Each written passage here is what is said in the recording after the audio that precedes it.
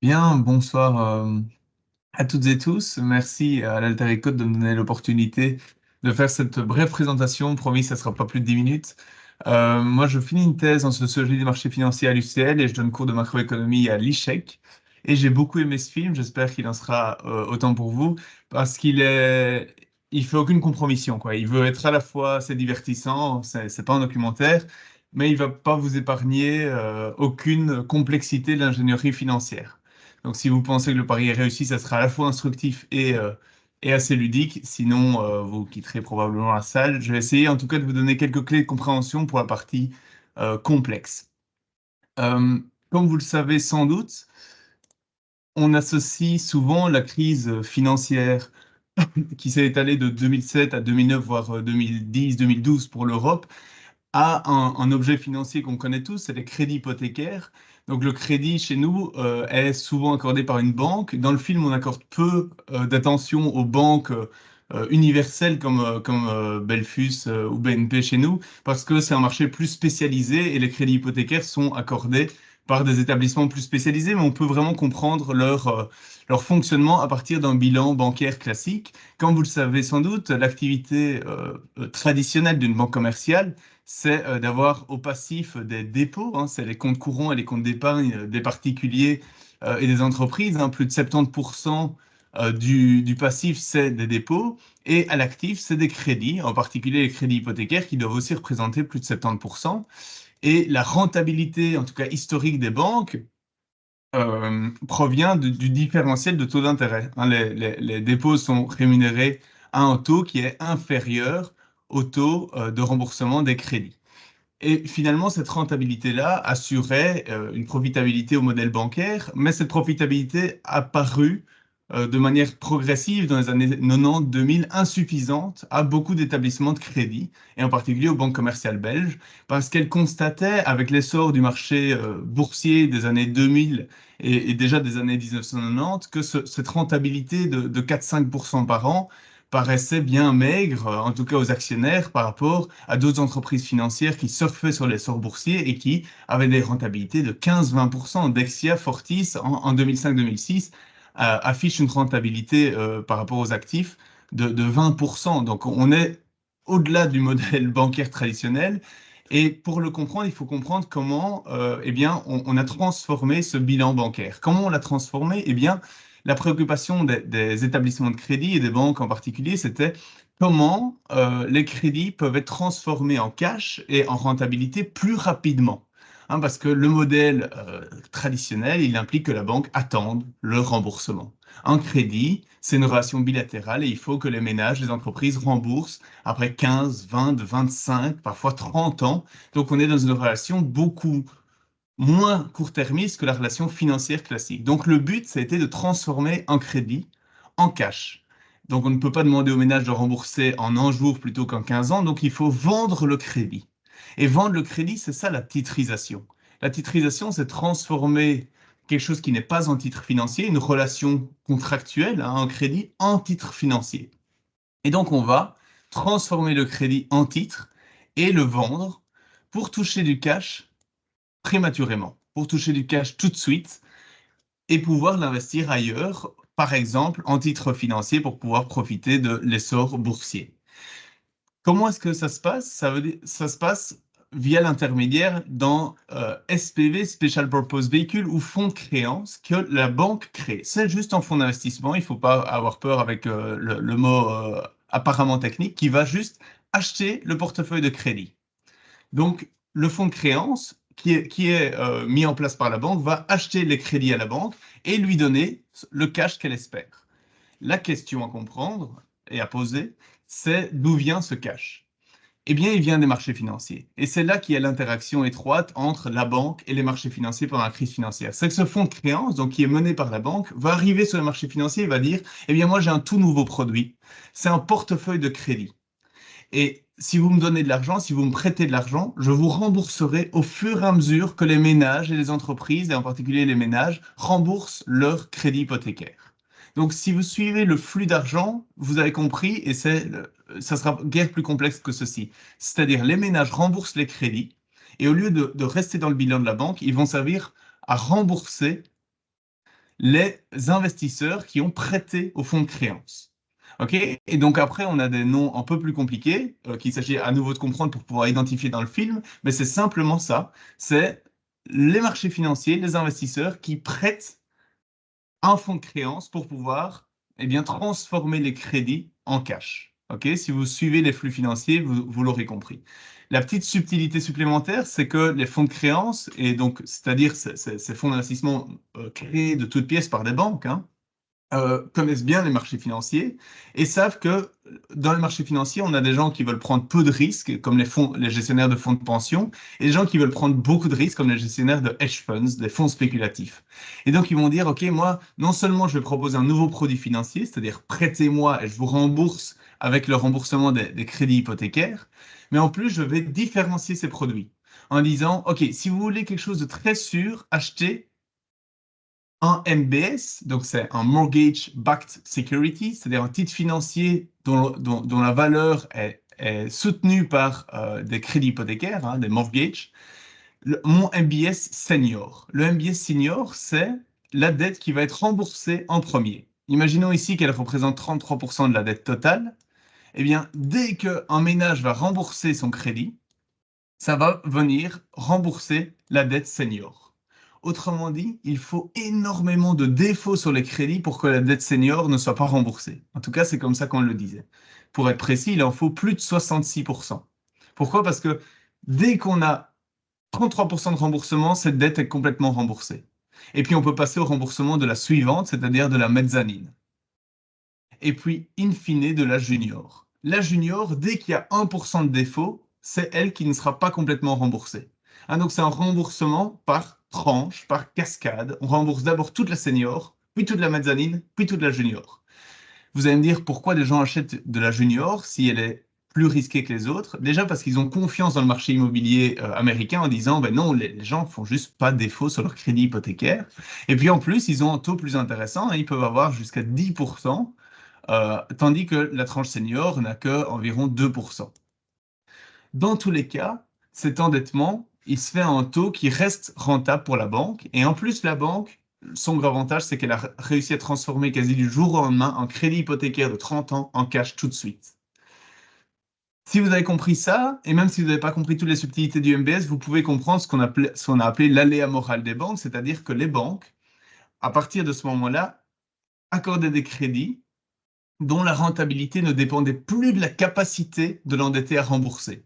Donc elles accordaient du crédit sans se soucier de la capacité de remboursement parce qu'elles savaient que demain, le crédit allait quitter le bilan. Hein, demain, le crédit allait être vendu en fonds de créance qui lui-même allait quelque part vendre le crédit, en tout cas le financer à partir d'argent de quelqu'un d'autre, c'est-à-dire des investisseurs. Et donc pour faire un petit lien avec le film, ces deux acteurs-là, ça va être des courtiers de crédit hypothécaire qui sont incités à cibler des publics très très précarisés. Parce qu'on a déjà accordé des crédits à tous les publics habituellement éligibles. Maintenant, on cherche des publics très précarisés parce qu'en fait, leurs employeurs, les banques s'en moquent parce que demain, ce crédit subprime, ce crédit très risqué, à une population précarisée et quasiment vouée au défaut, aura déjà quitté le bilan. Et alors, un autre lien avec le film, c'est que c'est cet acteur-là qui va venir présenter le système de tranches. Donc, quand vous le voyez, ce sera une partie très technique, mais essayez de vous rappeler, OK, les tranches, c'est le remboursement successif, tranche par tranche, de la dette qui a permis au fonds de créance d'acheter ce portefeuille de crédit. OK? Ça ne s'arrête pas là, je suis désolé. Mais si vous avez compris cette logique-là, c'est l'essentiel. Là où Big Short va encore un cran plus loin, c'est qu'il ne nous épargne aucune complexité, qui dit, en fait, c'est pas tout. Les MBS, c'était le premier stade. Après, il y a d'autres stades qui ont ajouté de la complexité et ajouté du risque. C'est les CDO et les CDO Squared. Alors CDO, c'est déjà moins connu. CDO Squared, c'est carrément niché. Et pourtant, le film l'aborde, ce qui est assez remarquable, on peut le dire. Comme je l'ai dit, hein, donc le fonds de créance mené par la banque, il achète les crédits et il est financé par des MBS qui sont des titres de dette et les titres de dette sont émis par tranche pour cibler différents profils d'investisseurs. Et donc ce qu'on vise, c'est des investisseurs, c'est les marchés financiers. OK? Mais il arrive que le fonds de créance ne parvienne pas à vendre toutes ses tranches. Il lui reste un petit peu de dette, en particulier par exemple la mezzanine, parce que voilà, elle n'est pas assez risquée pour certains, elle est trop risquée pour d'autres. Et donc, qu'est-ce qu'on a en fait de cette dette? qu'est-ce qu'on a fait de la dette qu'on n'arrive pas à vendre? Est-ce qu'on la revend à la banque? Bien sûr que non, ce sera un synonyme d'échec. On va la vendre à un deuxième fonds de créance, un fonds de créance 2.0, qui va faire le même fonctionnement que le premier fonds de créance, sauf qu'à l'actif, il n'a plus les crédits hypothécaires, il a les MBS. Et donc, on rajoute une couche. Le remboursement des crédits va passer d'abord par la banque, puis par le fonds de créance 1, puis par le fonds de créance 2. Et ce deuxième fonds de créance va revenir sur le marché financier en disant, j'ai un nouveau produit financier, c'est le CDO, Collateralized Debt Obligation, c'est-à-dire une obligation, un type de dette qui est soutenu par un MBS. Okay, c'est-à-dire au fur et à mesure qu'on touche de l'argent avec le MBS, on pourra rembourser les gens. Et la magie, c'est que alors qu'on n'avait que des tranches mezzanine dont personne ne voulait, ici on peut recréer les 3 tranches. Au fur et à mesure qu'on touche le cash, on pourra rembourser d'abord la senior, puis la mezzanine, puis la junior. Et là où ça devient quasiment fou, c'est que à nouveau, certains fonds de créance numéro 2 vont se retrouver avec des mezzanines invendables et vont les vendre à un fonds de créance numéro 3 qui, lui, ne sera pas financé par des CDO, mais par des CDO Squared. Et c'est ce moment de folie qui était opaque pour la plupart des acteurs financiers. La plupart des acteurs des marchés financiers ne comprenaient pas ça. Va être expliqué par ce personnage-là, assez truculent, qui se présente comme un CDO manager. Une question simplement qui reste à élucider, c'est mais pourquoi est-ce que les marchés financiers ont été si fous quand je le présente comme ça, les investisseurs, pourquoi est-ce qu'ils achètent des MBS, pourquoi est-ce qu'ils achètent des CDO alors qu'ils n'ont aucune conscience de OK, quels sont les ménages à qui on a accordé ces crédits? D'accord? Il faut bien comprendre que les crédits à l'actif du fonds de créance ici, c'est des milliers de crédits à des milliers de ménages différents. Et si la banque, elle sait à qui elle accorde des crédits, eh bien, l'investisseur qui achète en MBS ou en CDO, si vous me suivez toujours, lui, il ignore tout du profil des ménages.